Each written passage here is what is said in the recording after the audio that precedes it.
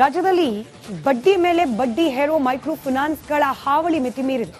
Back to back ಅನ್ನೋ ರೀತಿಯಲ್ಲಿ 10 ಮಂದಿ ಸಾಲಗಾರರ ಕಾಟವನ್ನ ತಾಳೋಕಾಗ್ದಲೇ, ಅದರಲ್ಲೂ ಈ ಖಾಸಗಿ ಫೈನಾನ್ಸ್ಗಳ ಬಡ್ಡಿಯನ್ನ ಕಟ್ಟೋಕಾಗದೆ ಆತ್ಮಹತ್ಯೆಯ ಹಾದಿಯನ್ನ ಹಿಡಿತಾ ಇದ್ರು. ಈ ಬಗ್ಗೆ ರಿಪಬ್ಲಿಕ್ ಕನ್ನಡ ನಿರಂತರವಾಗಿ ಸುದ್ದಿಯನ್ನ ಕೂಡ ಪ್ರಸಾರ ಮಾಡಿ ಸರ್ಕಾರ ಇದೀಗ ಬಡ್ಡಿ ದಂಧೆಕೋರರಿಗೆ ಬ್ರೇಕ್ ಹಾಕುವ ಪ್ರಯತ್ನವನ್ನ ಮಾಡಲಿಕ್ಕೆ ಮುಂದಾಗ್ತಾ ಇದೆ. ಇದು ರಿಪಬ್ಲಿಕ್ ಕನ್ನಡದ ನಿರಂತರ ವರದಿಯ ಇಂಪ್ಯಾಕ್ಟ್. ಖಾಸಗಿ ಫೈನಾನ್ಸ್ಗೆ ಕಡಿವಾಣ ಹಾಕಲಿಕ್ಕೆ ಸರ್ಕಾರ ಸುಗ್ರೀವಾಜ್ಞೆಯನ್ನ ಹೊರಡಿಸ್ತಾ ಇದೆ. ಮೈಕ್ರೋ ಫೈನಾನ್ಸ್ ಹೆಸರಲ್ಲಿ ನಡೀತಿರುವ ಸುಲಿಗೆ ವಿರುದ್ಧ ಈಗ ಸುಗ್ರೀವಾಜ್ಞೆ ಜಾರಿಗೆ ನಿರ್ಧಾರವನ್ನ ಕೈಗೊಳ್ಳಲಾಗಿದೆ.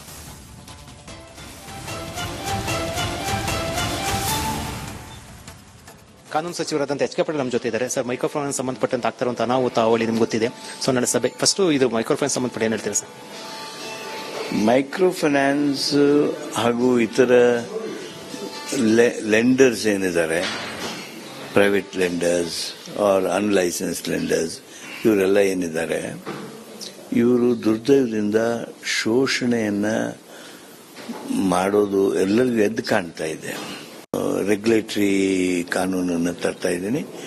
ಆ ಕಾನೂನನ್ನು ಸನ್ಮಾನ್ಯ ಮುಖ್ಯಮಂತ್ರಿಗಳು ಹಾಗೂ ನಮ್ಮ ಕ್ಯಾಬಿನೆಟ್ ಜೊತೆಗೆ ಬಹಳ ಬೇಗ ಚರ್ಚೆ ಮಾಡ್ತೀನಿ. ಒಂದು, ಆಮೇಲೆ ಇದನ್ನು ನಾನು whether I should make this to be presented in the assembly and council or we should make this ordinance. ಸುಗ್ರೀವಾಜ್ಞೆ ತಂದು ಆದಷ್ಟು ಬೇಗ ಶೋಷಣೆಗೆ ಲಗಾಮ್ ಹಾಕ್ತಕ್ಕಂಥ, ಮಟ್ಟ ಹಾಕ್ತಕ್ಕಂಥ ಪ್ರಯತ್ನ ಮಾಡೋದು ಸರ್ಕಾರದ ಸದ್ಯದ ಚಿಂತನೆ ಆಗಿದೆ. ಈಗ ಸೆಷನ್ ಅಂತಂದ್ರೆ ಇನ್ನು ಮಾರ್ಚ್ ಏಪ್ರಿಲ್ ಅಷ್ಟು ಲೇಟ್ ಆಗುವಂಥದ್ದು. ಈಗ ಎಲ್ಲ ಕಡೆ ಇರುವಂತ ಹಿನ್ನೆಲೆಯಲ್ಲಿ ಸುಗ್ರೀವಾಜ್ಞೆ ತರುವಂತ ಸಾಧ್ಯತೆ ಹೆಚ್ಚಿದೆ. ಸುಗ್ರೀವಾಜ್ಞೆ ತರೋದಕ್ಕೆ ಸರ್ಕಾರ ಚಿಂತನೆ ಮಾಡ್ತಾ ಇದೆ. ಮಾನ್ಯ ಮುಖ್ಯಮಂತ್ರಿಗಳ ಜೊತೆಗೆ ನಾನು ಚರ್ಚೆ ಮಾಡ್ತೇನೆ. ಕೆಲವೊಂದು RBI ಇಂದ ಪರ್ಮಿಷನ್ ತಗೊಂಡು ಕೆಲವೊಂದು ಫೈನಾನ್ಸ್ ನಡೆಸ್ತಾ ಇದ್ದಾರೆ, ಕೆಲವರು RBI ಪರ್ಮಿಷನ್ ಇಲ್ಲ, ಇಲ್ಲಿಗಲ್ ನಡೆಸ್ತಾ ಇರುವಂತದ್ದು. ಸೊ ಇವೆಲ್ಲ ಹಿನ್ನೆಲೆಯಲ್ಲಿ ಸರ್ಕಾರ ಇವೆಲ್ಲ ಗಮನಕ್ಕೆ ಬಂದು ಕೂಡ ಸರ್ಕಾರ ಏನಾದ್ರು ಲೇಟ್ ಆಯ್ತಾ ಆಕ್ಷನ್ ಮಾಡ್ಕೊಳ್ಳಿ. ಇವಾಗ ನೀವು ಸುಗ್ರೀವಾಜ್ಞೆ ಅಂತ ಹೇಳ್ತಾ ಇದ್ದಾರೆ, ಸರ್ಕಾರ ಏನಾದ್ರು ಇಮಿಡಿಯೇಟ್ ಆಕ್ಷನ್ ತಗೊಳಕ್ ಲೇಟ್ ಆಯ್ತಾ ಅನ್ಸುತ್ತೆ? ಇದು ರಿಸರ್ವ್ ಬ್ಯಾಂಕಿನವರು ನಿರ್ಣಯ ಮಾಡಬೇಕಾಗಿತ್ತು, ನಬಾರ್ಡ್ದವರು ನಿರ್ಣಯ ಮಾಡಬೇಕಾಗಿತ್ತು. ಬೇರೆ ಬೇರೆ ಈ ಫೈನಾನ್ಸಿಂಗ್ ಇನ್ಸ್ಟಿಟ್ಯೂಷನ್ ಡಿಸಿಪ್ಲಿನ್ ಮಾಡತಕ್ಕಂಥ ಏನು ಸಂಸ್ಥೆಗಳಿವೆ, ಅವು ಇದ್ರ ಬಗ್ಗೆ ಗಮನ ಹರಿಸಬೇಕಾಗಿತ್ತು. ಮುಗ್ಧ ಜನ ಇವತ್ತು ತೊಂದರೆಯಲ್ಲಿದ್ದಾರೆ. ರಾಜ್ಯ ಸರ್ಕಾರ ನಮ್ಮ ವ್ಯಾಪ್ತಿಯಲ್ಲಿರ್ತಕ್ಕಂಥದ್ದನ್ನು ನಾವು ಮಾಡೋದಕ್ಕೆ ನಮ್ಮ ಹೆಜ್ಜೆಗಳನ್ನು ಹಾಕ್ತಾ ಇದೆ. ಯಾಕಂದ್ರೆ ಅವರು ಪ್ಯಾನಿಕ್ ಆಗಿರೋದು, ಊರು ಹಳ್ಳಿ ಜನ ಊರನ್ನೇ ಬಿಡ್ತಾ ಇರುವಂತದ್ದು, ಜನತೆಗೆ ಏನು ಅಂತ ಹೇಳ್ತಾರೆ. ನೋಡಿ, ಈ ಶೋಷಣೆ, ಆರ್ಥಿಕ ಶೋಷಣೆ ನಮ್ಮ ದೇಶದಲ್ಲೇನು ಒಮ್ಮಕ್ಕಲೇ ಬಂದಿದ್ದಲ್ಲ. ಮಾಧ್ಯಮದವರು ಹೆಚ್ಚು ಪ್ರಚಾರ ಸರಿಯಾದ ರೀತಿಯಲ್ಲಿ ಕೊಡ್ತಾ ಇದ್ರೆ ಕೊಡಬೇಕಾದದ್ದು ನಿಮ್ಮ ಕರ್ತವ್ಯನೋ ಹೌದು. ಅದನ್ನ ಗಮನಿಸಬೇಕಾದದ್ದು ನಮ್ಮ ಕರ್ತವ್ಯ ಹಾಗೂ ಸ್ಪಂದಿಸಬೇಕಾಗಿದ್ದು ನಮ್ಮ ಕರ್ತವ್ಯ. ಏನು ಮೈಕ್ರೋ ಫೈನಾನ್ಸ್ ವಿಚಾರ ಸಂಬಂಧಪಟ್ಟಂತೆ ಲಗಾಮ್ ಹಾಕುವ ನಿಟ್ಟಿನಲ್ಲಿ ಕೂಡ ಸುಗ್ರೀವಾಜ್ಞೆ ತರುವ ಸಂಬಂಧಪಟ್ಟ ಒಂದಷ್ಟು ಕಾನೂನು ತಿದ್ದುಪಡಿ ಏನಿದೆ, ಅಂದ್ರೆ ಏನು ಒಂದಷ್ಟು ತಿದ್ದುಪಡಿ ಇದೆ, ಅದು ತಂದು ಲಗಾಮ್ ಹಾಕುವ ನಿಟ್ಟಿನಲ್ಲಿ ಕೂಡ ಕ್ರಮ ಕೈಗೊಳ್ತೀವಿ ಅಂತ ಹೇಳಿರುವಂತಹ ಕ್ಯಾಪ್ಟನ್ ಮಂಜುನಾಥ್ ಜೊತೆ ವಿಜಯ್ ಜನರು ಟಿವಿ, ಬೆಂಗಳೂರು. ಅವರ ಆ ಮಾತನ್ನ ಕೇಳೋ ಸಂದರ್ಭದಲ್ಲಿ ನಮ್ಮ ಮೀಡಿಯಾ ಭಾಷೆಯಲ್ಲಿ ಡ್ರಾಪ್ ಡೌನ್ ಅಂತ ಕರಿತೀವಿ. ಸ್ಕ್ರೀನ್ನ ಒಂದು ಬದಿಯಲ್ಲಿ ನೀವು ಒಂದು 10 ಜನರ ಫೋಟೋವನ್ನ ಗಮನಿಸ್ತಾ ಇದ್ರು. ಇವರೆಲ್ಲರೂ ಕೂಡ ಇದೇ ಖಾಸಗಿ ಫೈನಾನ್ಸ್ನ ಬಡ್ಡಿ ಜಾಲದಲ್ಲಿ ಮುಳುಗಿ ಪ್ರಾಣವನ್ನೇ ಕಳ್ಕೊಂಡವ್ರು. ಸಾವಿನ ಜಾಲ 10 ಮಂದಿ ಸಾವನ್ನಪ್ಪವರೆಗೂ ಕೂಡ ವಿಸ್ತರಿಸಿಬಿಟ್ಟಿದೆ. ಬೀದರ್, ಯಾದಗಿರಿ, ಮೈಸೂರು, ತುಮಕೂರು, ಚಿಕ್ಕೋಡಿಯಲ್ಲೂ ಕೂಡ ಸಾಲಕ್ಕೆ ಹೆದರಿ ಆತ್ಮಹತ್ಯೆಗೆ ಶರಣಾಗಿದ್ದಾರೆ ಜನ. ಮೈಕ್ರೋ ಫೈನಾನ್ಸ್ನಿಂದಾಗಿ ಮರಣ ಮೃದಂಗ ರಾಜ್ಯಾದ್ಯಂತ ನಾವು ಕಾಣೋಕೆ ಸಿಗ್ತಾ ಇದೆ. ನೀವು ಗಮನಿಸ್ತಿದ್ದೀರಿ ಸ್ಕ್ರೀನ್ನ ಮೇಲೆ 10 ಜನ, ಬರೋಬ್ಬರಿ 10 ಜನ ಇದೀಗ ಆತ್ಮಹತ್ಯೆ ಅಂತ ನಿರ್ಧಾರವನ್ನ ಕೈಗೊಂಡಿದ್ದಾರೆ. ಆತ್ಮಹತ್ಯೆ ಪರಿಹಾರ ಅಲ್ಲ. ರಿಪಬ್ಲಿಕ್ ಕನ್ನಡದಲ್ಲಿ ಈ ಸುದ್ದಿಯನ್ನ ಪ್ರಸಾರ ಮಾಡೋ ಮೂಲಕ ರಾಜ್ಯ ಸರ್ಕಾರದ ಗಮನ ಸೆಳಿಬೇಕು ಅಂದ್ರೆ ಹೀಗಾಗಬೇಕು ಅನ್ನೋದನ್ನ ಪ್ರಸಾರ ಮಾಡೋ ಉದ್ದೇಶ ನಮ್ದಲ್ಲ. ಆದ್ರೆ ಸರ್ಕಾರ ಇಷ್ಟರ ಮಟ್ಟಿಗೆ ಜನರ ಪ್ರಾಣ ಹಿಂಡೋವರೆಗೂ ಈ ಒಂದು ಮೈಕ್ರೋ ಫೈನಾನ್ಸ್ ದಂಧೆಯನ್ನ ಬೆಳೆಯೋಕ್ ಬಿಟ್ಟಿದ್ಯಾಕೆ ಅನ್ನೋ ಪ್ರಶ್ನೆ. ಸಾಲಕ್ಕೆ ಹೆದರಿ ಆತ್ಮಹತ್ಯೆಯ ದಾರಿ ಹಿಡಿತಿದ್ದಾರೆ ಜನ.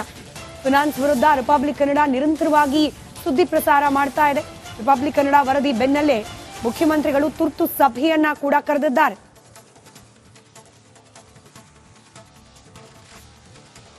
ಮೈಕ್ರೋ ಫೈನಾನ್ಸ್ ಇಂದ ಹಳ್ಳಿಗಳಲ್ಲಿ ಸಣ್ಣ ಪುಟ್ಟ ಸಾಲಗಳನ್ನು ಜನ ಮಾಡಿದ್ದಾರೆ.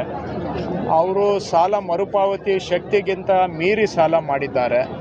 ಇವರಿಗೆ ಸಾಲ ಮರುಪಾವತಿ ಮಾಡುವ ಶಕ್ತಿ ಇಲ್ಲ ಅಂತ ಗೊತ್ತಿದ್ರೂ ಕೂಡ ಮೈಕ್ರೋ ಫೈನಾನ್ಸ್ ಕಂಪನಿಗಳು ಅವ್ರಿಗೆ ಸಾಲ ಮರುಪಾವತಿ ಮಾಡೋದಕ್ಕೆ ಶಕ್ತಿ ಇಲ್ಲದೆ ಇರೋರ್ಗೂ ಸಾಲಗಳನ್ನು ಕೊಟ್ಟು ಇವತ್ತು ಜನಗಳನ್ನು ವಸೂಲಿ ಮಾಡೋಕ್ಕೆ ಹೋದಾಗ ಪರಿಣಾಮವಾಗಿ ಜನ ಇವತ್ತು ಭಾಳ ಕಷ್ಟವನ್ನು ಅನುಭವಿಸ್ತಾ ಇದ್ದಾರೆ.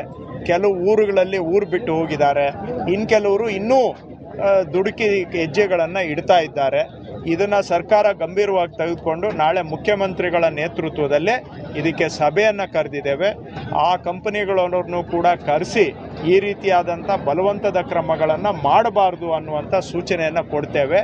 ಆದರೆ ಮೈಕ್ರೋ ಫೈನಾನ್ಸು ಇದು RBI ಮತ್ತು ಸೆಂಟ್ರಲ್ ಗೌರ್ಮೆಂಟ್ಗೆ ಅದರ ಕೆಳಗೆ ಬರ್ತಕ್ಕಂತಹದ್ದು. ಆದಾಗ್ಯೂ ಕೂಡ ನಾವು ಸೆಂಟ್ರಲ್ ಗೌರ್ಮೆಂಟ್ RBI ಅಂತ ಹೇಳ್ಕೊಂಡು ಇರೋಕ್ಕಾಗೋದಿಲ್ಲ. RBIನವರು ಏನೂ ಮಾಡ್ತಾ ಇಲ್ಲ.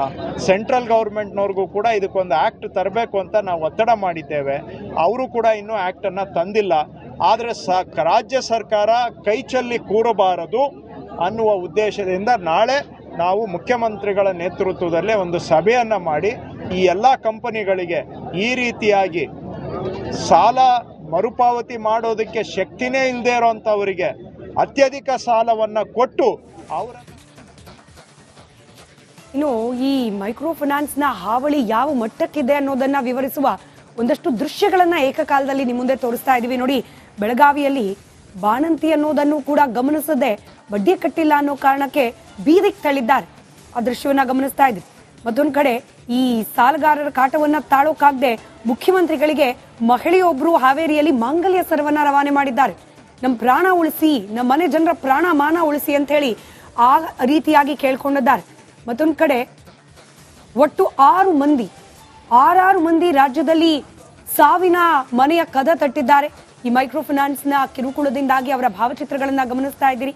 ಹಾಗೆ ನಿನ್ನೆ ಹಾವೇರಿಯಲ್ಲಿ ಮೈಕ್ರೋ ಫೈನಾನ್ಸ್ ಕಿರುಕುಳ ಅಂತ ಹೇಳಿ ರಿಪಬ್ಲಿಕ್ ಕನ್ನಡಕ್ಕೆ ಸುದ್ದಿ ಗೊತ್ತಾದ ತಕ್ಷಣ ಅಲ್ಲಿಗೆ ಹೋಯ್ತು ರಿಪಬ್ಲಿಕ್ ಕನ್ನಡದ ತಂಡ. ರಿಪಬ್ಲಿಕ್ ಕನ್ನಡದ ಕ್ಯಾಮ್ರಾ ನೋಡಿ ಬಡ್ಡಿ ವಸೂಲಿ ಮಾಡಕ್ಕೆ ಬಂದ ಆತ ಓಡ್ ಹೋಗ್ತಾ ಇರುವ ದೃಶ್ಯವನ್ನ ಗಮನಿಸ್ತಾ ಇದ್ದೀರಿ.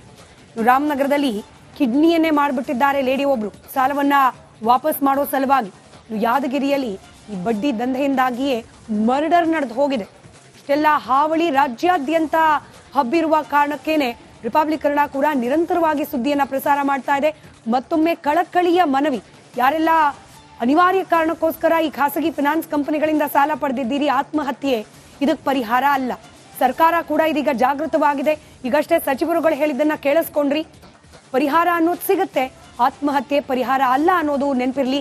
ನಿಮ್ಮನ್ನ ನಂಬಿ ನಿಮ್ಮ ಪರಿವಾರದವರು ಕೂಡ ಇರ್ತಾರೆ, ಅವ್ರ ಬಗ್ಗೆ ಗಮನ ಇರಲಿ.